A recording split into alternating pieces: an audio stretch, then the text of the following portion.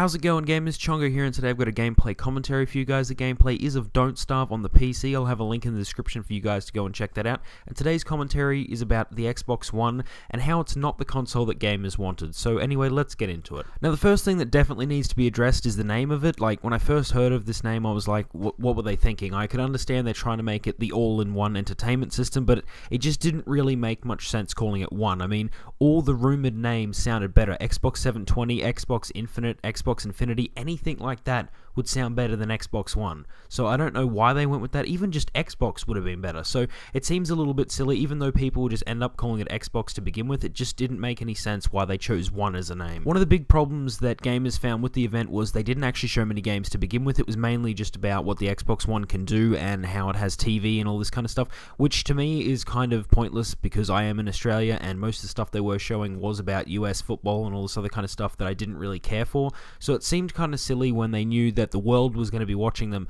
for them to focus on US type stuff. It would have been better for them to focus on the stuff that would impact everyone as opposed to just America. Something else that was said about this Xbox reveal was that the Xbox One was essentially just a computer. I mean, everything that you wanted to do on the Xbox One or that the Xbox One could do could already be done on a PC. And I mean, this is true, and it's also the same for the PlayStation 4. Many people seem to be just hitting Xbox really hard for this, but both the consoles, pretty much most of the features, if not all, can already be done on your PC. I mean, for example, they're both saying they've got recording capabilities built in, so I suppose Horpog's not looking very happy at the moment, but PCs already do that. I mean, I've got software called Action that I use to record all my games, and it costed me about $30. So it's not really a big thing when they say, oh, look, you can record your games now. It's like, well, yeah, we can already do that on the PC. It's not really a big thing. So since the Xbox One announcement, I've seen a lot of people say that they're going to be moving more towards PC gaming this generation. So I'm kind of looking forward to that, considering PC gaming I do find is quite good, and I'm a PC gamer myself.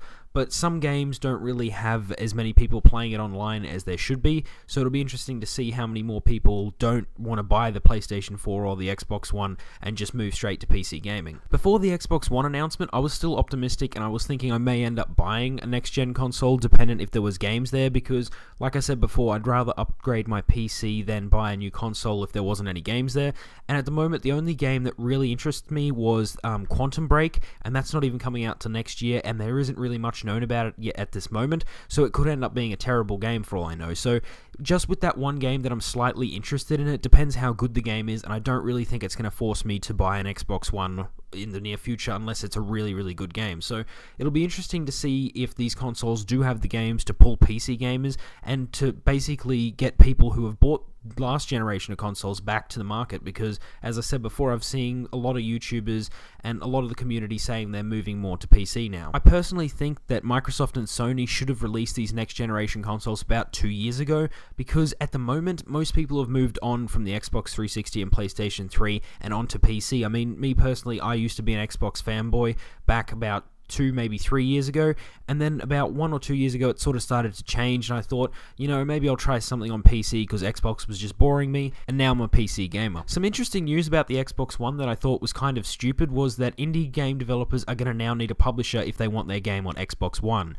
which pretty much means we're not really going to see much indie games on there to begin with, which seems kind of silly since the market is moving towards more indie games, and I mean, the game I'm playing right now is an indie game, so it's kind of sad that they're doing this, and it'll probably just result in Xbox One having less games overall. So it seems like at the moment consoles are just for people who don't have the money for a good PC or don't really want to get a PC, or someone who does have a PC and wants the games on the Xbox, considering everything that's really been announced for these consoles can already be done by your PC. This brings me out of my commentary. I hope you enjoyed it. If you did, give it a like, and I want to know from you guys whether you're going to get a next-gen console, whether it be Xbox One or PlayStation 4, or if you're going to move to PC, or if you already are a PC gamer and you're just going to stay that way. So let me know and put that down below. And if you want to join the Gamerhood, just subscribe. Anyway, I'll see you guys next time.